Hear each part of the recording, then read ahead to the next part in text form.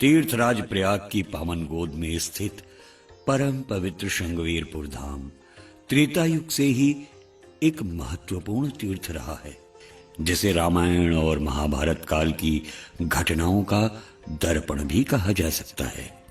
श्रृंगवेरपुर का एक अन्य नाम सिंगरौर भी पुराणों में मिलता है, जो स्थानीय निवासियों की बोलचाल की भाषा में, बोली में आज भी प्रयुक्त होता रहता है।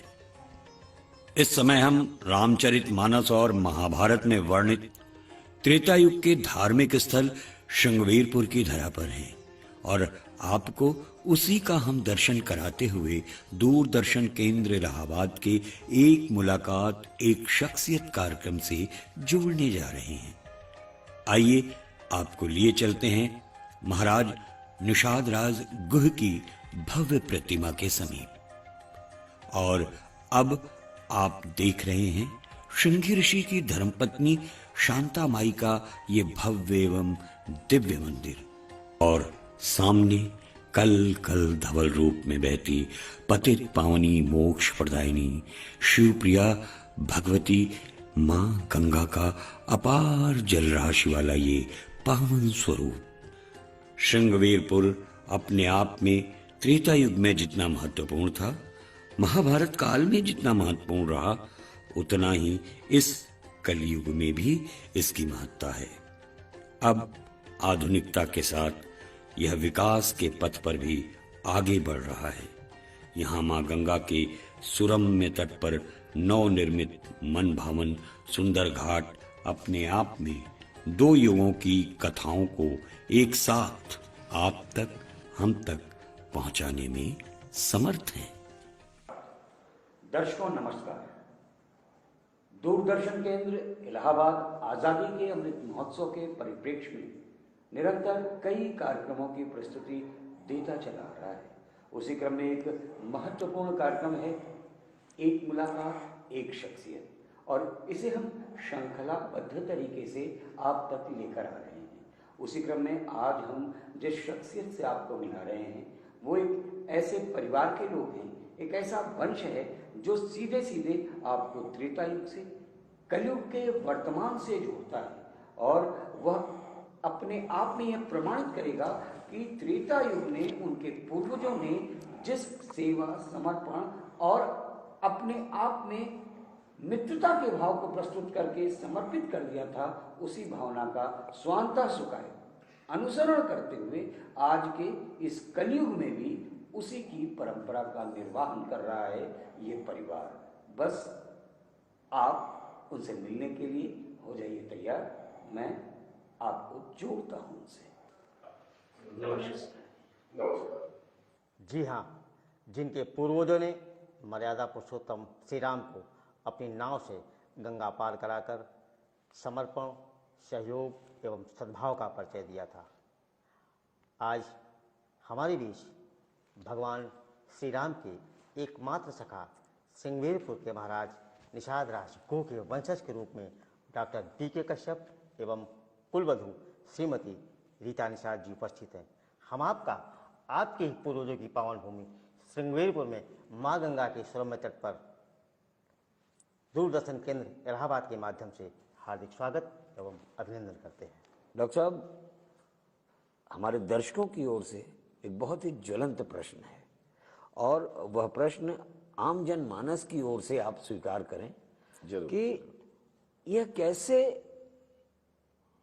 आपको ज्ञात हुआ कि डॉक्टर बीके कश्यप का परिवार ही त्रेता युग के भगवान श्री राम के एकमात्र सखा महाराज निषाद राज गुह के वंशज के रूप में कलयुग के वर्तमान में अपनी पूरी तरीके से सिद्ध स्थिति से जुड़ रहा है। तो आप ये कैसे प्रमाणित कर पाएंगे, कैसे दर्शकों को बताएंगे कि आपका ही परिवार वंशज के तौर पे महाराज निषाद का सामाजिक तौर पर जनमानस मान पाए?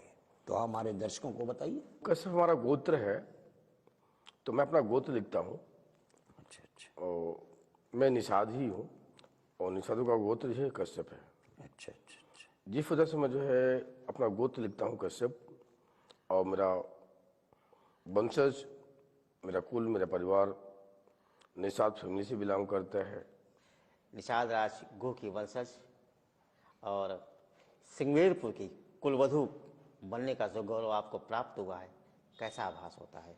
और साथ ही आप ये भी दर्शकों को बताएं कि आप दोनों हुई कुल की परंपराओं को एक साथ कैसे निभा पाती हैं, ये दर्शक को अपने शब्दों में बताएं।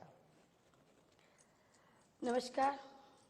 इतने बड़े कुल की कुलवधु होने का जो सौभाग्य मुझे मिला है, इसके लिए मैं बहुत अपने आप को सौभाग्यशाली मानती हूँ। और नारी ही तो है जो दोनों कुल की संस्कार और परंपराओं को साथ में लेके चलती है और उसे अच्छी तरीके से निभाती है। डॉक्टर साहब, निषाद राज के वंशजों का त्रेता युग से कलयुग तक की यात्रा का, यह दीर्घ यात्रा का जो विषम परिस्थितियाँ बनी और उन विषम परिस्थितियों में आपको श्रृंगवेरपुर से विस्थापित होना पड़ा, इसके मूल कारण क्या थे, ये आप हम सबको बताएं, हमारे दर्शकों को बताएं कि वो क्या परिस्थितियाँ थी, किन कारण से आपको या आपके वंशजों को या आपके कबीले को वहाँ से विस्थापित होना पड़ा। हमारे समाज से, हमारे परिवार के लोग कुछ ऐसी विषम परिस्थितियों में वहाँ से पलायन करना पड़ा हमारे कुटुंब परिवार को, जो कि वहाँ पास आर्थिक व्यवस्था कुछ डिस्टर्ब हो रही थी, क्योंकि सिंगवेरपुर में कोई ऐसा संसाधन नहीं था जिससे वहाँ हमारा समाज या परिवार जो है जीवन पूर्ण कर सके। इसी मजबूरी बस सिंगवेरपुर छोड़कर हमारे समाज परिवार के लोग प्रयाग में आके बसे संगम नगरी में, क्योंकि यहाँ जो है संसाधन की सारी व्यवस्थाएं थी। रीता जी, दर्शक आपसे जानना चाहेंगे, जब भगवान श्री राम की बात हो और अयोध्या की बात हो, त्रेता से कलयुग और कलयुग से वर्तमान की बात हो, तो आपको कैसा लगता है जब एक सामान्य सा व्यक्ति अर्थात निषाद राज गुह को और भगवान श्री राम के साथ उनका जब नाम लिया जाता है, कैसा आभास होता है, आपको कुल को कैसा लगता है, ये आप हमारे दर्शकों को बताने का प्रयास। उस समय मेरे लिए और मेरे पूरे परिवार के लिए वो पल एकदम भाव विभोर था, जब अयोध्या से श्री राम शिलान्यास का आमंत्रण पत्र हम पूरे परिवार को मिला था। मेरे लिए पूरा परिवार और मेरा पूरा परिवार और मैं पूरा भाव विभोर हो चुकी थी। मेरे ही पूर्वज निषाद राज गुह, महाराज निषाद राज गुह जी के पुण्य प्रताप है जो आज मेरे और मेरे परिवार के लिए बहुत बड़ा गौरव का विषय बन गए हैं। जब अयोध्या में भगवान श्री राम के मंदिर के निर्माण के लिए भूमि पूजन होने जा रहा था और उसके लिए आपको शासकीय स्तर पर भारत सरकार की ओर से आमंत्रित किया गया निषाद राज गुह के वंशज के तौर पर, और आपको इसकी सूचना मिली, तो आपको, आपके परिवार को, आपकी धर्मपत्नी को, जो कुलवधु के रूप में हमारे इस कार्यक्रम में भी बैठी हुई हैं, कैसा लगा आप लोगों को? वो 5 तारीख मैं भूल नहीं सकता। जी जी। जब मैं अयोध्या गया था और उससे पहले जब वहाँ का आमंत्रण मेरे पास आया, जी, मेरी पूरी फैमिली जो है हर्षोल्लास से जो है अद्भुत हो गई, आनंदित हो गई। आनंदित हो गई। उनको ऐसा लगा कि ईश्वर ने दोबारा फिर से याद किया। क्या बात है। जैसे भगवान जो है 14 वर्ष वनवास काटने के बाद दोबारा अयोध्या लौटे थे, और फिर जब दोबारा उनका जो है राज्याभिषेक हुआ, तो निषाद राज गुह के उन्होंने अच्छे से याद किया कि मेरा एक परम मित्र था वो निषाद राज गुह, आप उनको बुलाइए भरत जी से। क्या बात है। तो भरत जी ने उनको बुलवाया। मुझे उन चीज़ों को अति अद्भुत अब हो रहा है कि भगवान ने जैसे त्रेता में याद किया, बिल्कुल बिल्कुल बिल्कुल, वैसे ही आज मुझे कलयुग में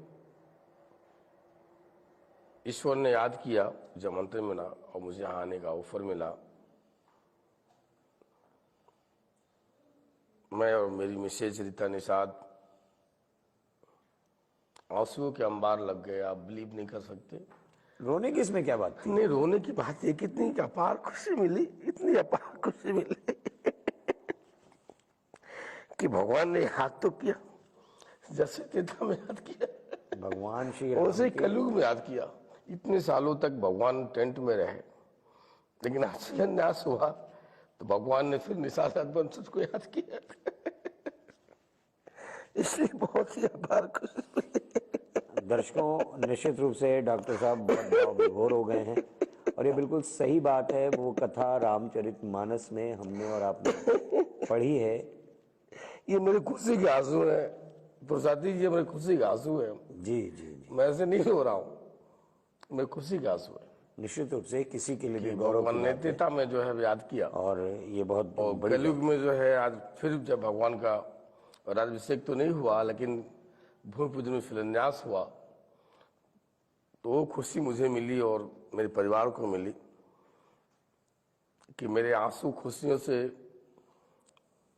थम नहीं पाए, बंद नहीं पाए, बिल्कुल और बिल्कुल। मैं लगातार रोता रहा। किसी शायर ने वैसे कहा डॉक्टर साहब कि रोने वाले तुझे रोने का सलीका भी नहीं मालूम, अश्क पीने के लिए हैं या बहाने के लिए। जहाँ विघटन का इतना दौर है आज के समाज में, वहाँ आपका परिवार इतना संयुक्त रूप से जुड़ा हुआ है। और जैसा कि आपने ये भी बताया कि आपका एक ही चूल्हा जलता है और जी उतने हाँ, लोग सच हैं। है, ये सच है। तो ये सब बहुत बड़ा संदेश है। जबकि इस दौर में मुझे आप पहले व्यक्ति दिख रहे हैं जो संयुक्त परिवार की इस परंपरा को आगे लेकर चल रहे हैं। वैसे तो हर घर का सच यही है कि शहर मर गए, गांव मर रहे, जीवित हैं पर भाव मर गए, और पद का भार उठाने में तो अपनों के ही प्यार मर गया। तो ये अपनों का प्यार जो आप जीवित रख रहे हैं, एक तो संयुक्त परिवार के रूप में, और दूसरा समाज में जिस तरह आप लेकर आ रहे हैं, निश्चित रूप से डॉक्टर साहब आप बधाई के पात्र हैं। ना शहर मरा है, ना गांव मरा है, क्या बात, समाज मरा है। बिल्कुल। आज भी वही शहर है, आज भी वही गांव है, आज भी लोग वही समाज में है। लोगों की परंपरा मर गई है। लोग नजीर की तरफ ध्यान नहीं दे रहे हैं, अपने मर गए जमीर की तरफ ध्यान नहीं दे रहे हैं। सिर्फ उनको ये समझ में आ रहा है हमें अपने शरीर से ही मतलब है, सामने वाले से कोई मतलब नहीं। सत्य आपने कहा, बिल्कुल आपने सत्य कहा, लेकिन ऐसा नहीं है, ऐसा बिल्कुल नहीं है। आपने देखा होगा कि पूरे समाज में आज अपना परिवार संयुक्त है, 40 से 50 लोगों का परिवार है। अच्छा, जी हाँ, और हमारे यहाँ एक ही किचन है, मीन्स एक ही चूल्हा है। जी जी जी। और सुबह चाय से लेके रात का डिनर तक उसी खाने उसी किचन में बनता है। बहुत बढ़िया, ये बड़ा संदेश। परिवार तो काफी बड़ा है। सभी लोगों का अपना अलग अलग बिजनेस है, कोई डॉक्टर है, कोई एडवोकेट है, जी जी जी जी। कोई अपना खुद का बिजनेस है, कोई ज्वेलर्स है। कौन क्या कमाई करता है इससे कोई मतलब नहीं है। लेकिन रात में सब खाना साथ में ही खाते हैं। क्या बात है, बड़ा संदेश है ये और समाज के लिए। ये मेरी माँ का कहना है, मेरी माँ आज भी जागती रहती है कि सब परिवार साथ में है तो मैं खाऊंगी तो मैं सोऊंगी। अच्छा अच्छा, बहुत बढ़िया। तो 40 से 50 लोगों का परिवार है मेरे यहाँ, और बहुत ही खुशी महसूस होती है आज अपने पूर्वजों से जो हमें मिला है ये शिक्षा और दीक्षा, जी, कि जो आनंद संयुक्त परिवार में है वो कहीं नहीं है। क्या बात है, क्या बात है।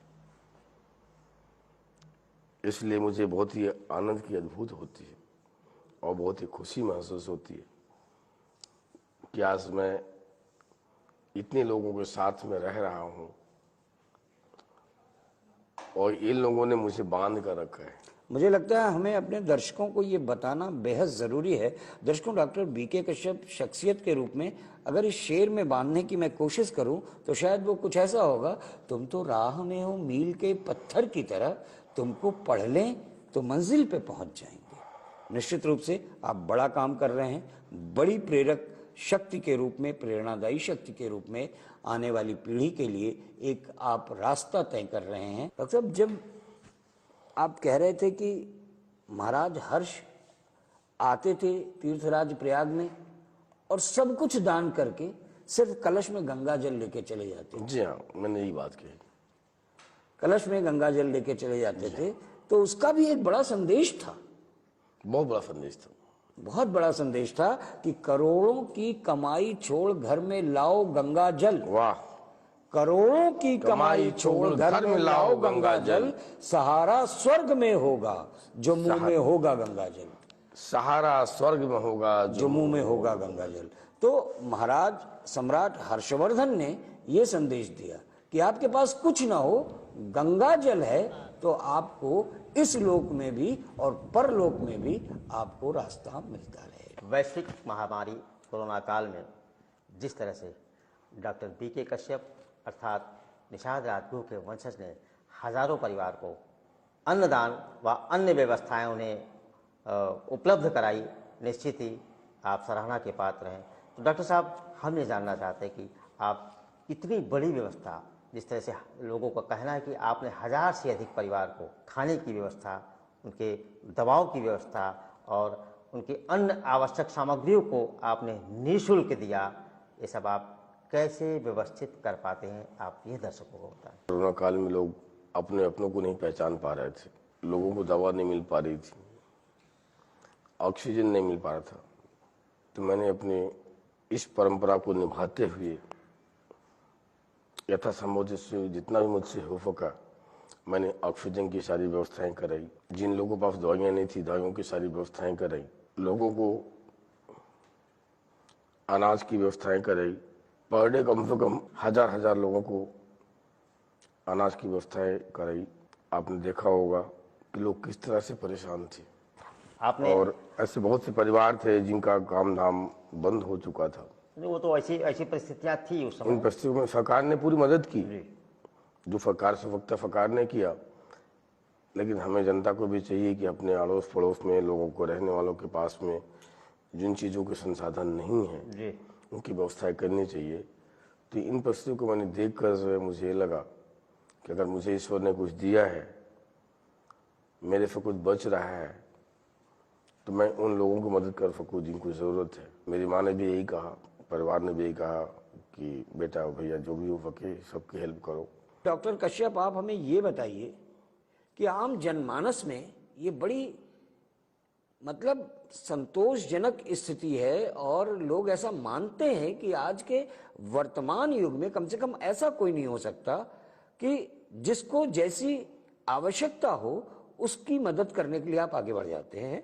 और आपका ये लक्ष्य होता है कि बेटी या बेटा अगर आगे बढ़ना चाहता है और आगे पढ़ना चाहता है तो धन के अभाव में वह वंचित न रह जाए। और यह वंचित न रह जाने के पीछे उनकी जो आपके द्वारा आर्थिक सहायता की जाती है या शादी विवाह में आप बढ़ चढ़कर सहयोग करते हैं, ये आप कैसे कर पाते हैं डॉक्टर साहब? ये कैसे संभव हो पाता आपसे? आपका अपना स्वयं का परिवार है, समाज की जिम्मेदारियां, आप आयुर्वेदाचार्य हैं, इतनी जिम्मेदारियों, उसके बीच आप कैसे जनमानस की चिंता करते हैं और उनका सहायता करने के लिए आगे बढ़ जाते हैं?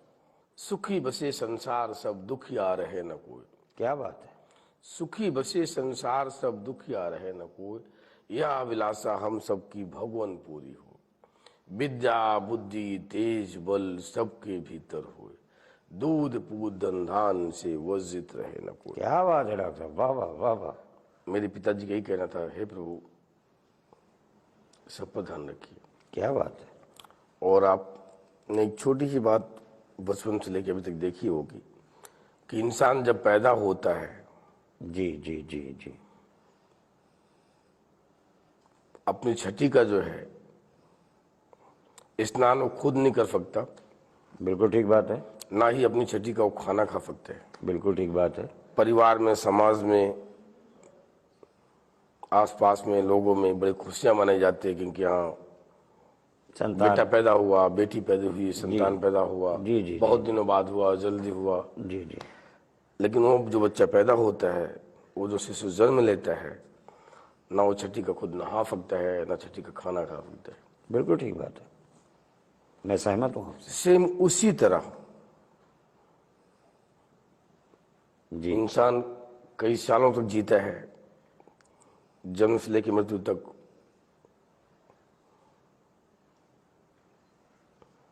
चालीस 50 60 100 साल हो जाते हैं।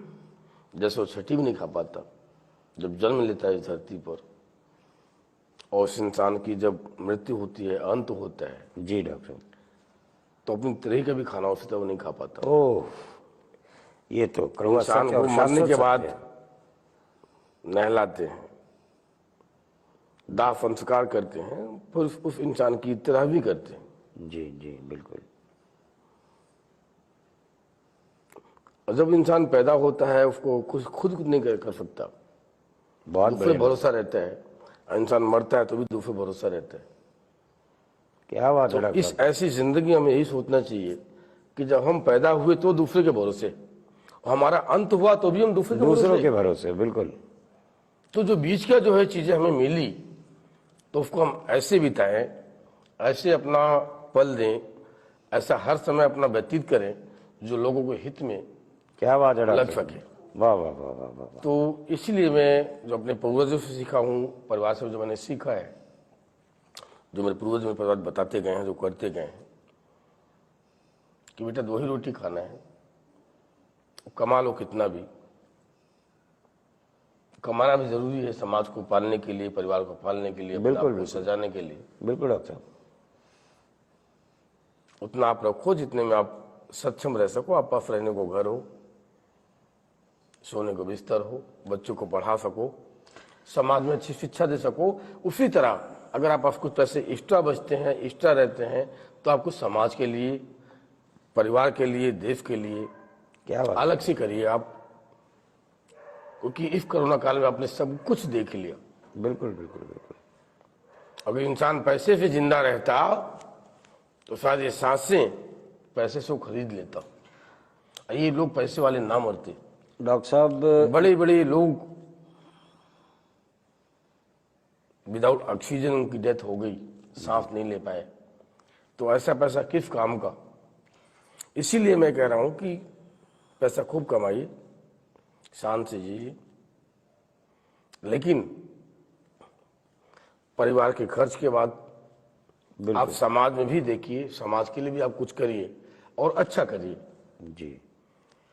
आपका नाम नहीं रह जाएगा लेकिन लोग आपको जरूर याद करेंगे कि आपने समाज के लिए कुछ किया, और आपको देखकर कुछ आपसे सीख मिलेगी लोगों को। बिल्कुल बिल्कुल। कि अगर ये कुछ कर रहे हैं तो मैं इतना कर रहा हूँ, इतना ही कर सकता हूँ, इतना ही कर सकता हूँ। बिल्कुल बिल्कुल बिल्कुल।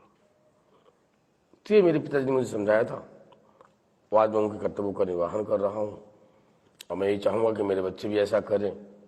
रीता निषाद जी, ये बड़ा अच्छा अवसर है कि हम एक साथ युगल दंपति के रूप में आपको और डॉक्टर बी.के. कश्यप को आज के अपने इस महत्वपूर्ण कार्यक्रम में जोड़ सके, एक मुलाकात एक शख्सियत में। और हम अब कार्यक्रम को यहीं विराम देने के पूर्व आपसे ज़रूर ये कहना चाहेंगे, जैसे अभी हमने डॉक्टर साहब से कहा, कि आप अगर हमारे दर्शकों को कोई संदेश देना चाहेंगी तो क्या संदेश देना चाहेंगी? मैं संदेश देना चाहती हूँ आज की युवा पीढ़ी को। संयुक्त परिवार ये समाज में खोते जा रहा है, लुप्त हो चुका है संयुक्त परिवार। केवल हर परिवार सिर्फ 4 या 6 के साथ ही रहना चाहता है। बिल्कुल ठीक है। संयुक्त परिवार लुप्त ना हो, उस परंपरा को, उस संस्कृति को बनाए रखे। और अभी थोड़ी देर पहले डॉक्टर साहब ने जो कहा, मोटिवेट किया कि अगर हमसे कुछ बच पाता है तो हम कुछ आवश्यकतामंद जो समाज में लोग हैं उनकी हम मदद कर सके और समाज को एक सार का बढ़ा सके। यानी संयुक्त परिवार की परंपरा को जीवंत बनाए रखे। आपका भी बहुत बहुत स्वागत करने के साथ साथ हम आभार भी व्यक्त करते हैं कि आप हमारे इस कार्यक्रम का हिस्सा बनी। नमस्कार। धन्यवाद। धन्यवाद डॉक्टर साहब, आप हमारे आज के इस महत्वपूर्ण कार्यक्रम जो श्रृंखलाबद्ध तरीके से हम लेकर अपने दर्शकों के लिए आ रहे हैं, आज़ादी के अमृत महोत्सव के परिप्रेक्ष्य में एक मुलाकात एक शख्सियत, उसमें आपने अपना महत्वपूर्ण समय दिया और अपनी ही जन्मभूमि भगवान श्री राम और उनके एकमात्र सखा निषाद राज गुह की इस तपोभूमि, पावन भूमि पर आप और हम बैठकर बातचीत कर रहे हैं, दर्शकों से जुड़ रहे हैं। आपसे हमारा बहुत अविनम्र निवेदन है कि आप अगर हमारे दर्शकों को कोई संदेश देना चाहें तो क्या संदेश देंगे? पुरुषार्थी जी, मैं एक छोटा सा संदेश दूरदर्शन इलाहाबाद के माध्यम से देना चाहूँगा। जी जी बिल्कुल बिल्कुल। मैं डॉक्टर बी.के. कश्यप समाज के लिए जो हो सकता है मैं समाज को यही संदेश देना चाहूँगा, समाज के लिए जो हो सकता है मैं अपने समाज को यही कहना चाहूँगा कि समाज के लिए कुछ न कुछ करे। जी हाँ, जी हाँ, जी। अपने के बाद, अपने परिवार के बाद अगर कुछ निष्ठा हो सकता है तो अपने समाज के लिए कुछ करे। बिल्कुल। लोगों दर्शकों, को जहाँ शिक्षा देना। तक डॉक्टर साहब का संदेश है वो यही संदेश है कि अपना ध्यान रखें, अपने परिवार का ध्यान रखें और समाज में भी हित की भावना से समाज के साथ जुड़ें। यही आपका आशय है, यही आपका संदेश है। तो दर्शकों, आज के इस एक मुलाकात एक शख्सियत के कार्यक्रम को हम यहीं विराम देंगे और आप देखते रहिए आज़ादी के अमृत महोत्सव के परिप्रेक्ष्य में ऐसे ही हम फिर एक नई शख्सियत के साथ आपसे जुड़ेंगे। और इसी के साथ मैं अपने साथी उद्घोषक अवधेश निषाद और आज की शख्सियत डॉक्टर वीके कश्यप और श्रीमती रीता निषाद जी के साथ लेता हूं विदा। जय हिंद, जय भारत, नमस्कार। नमस्कार।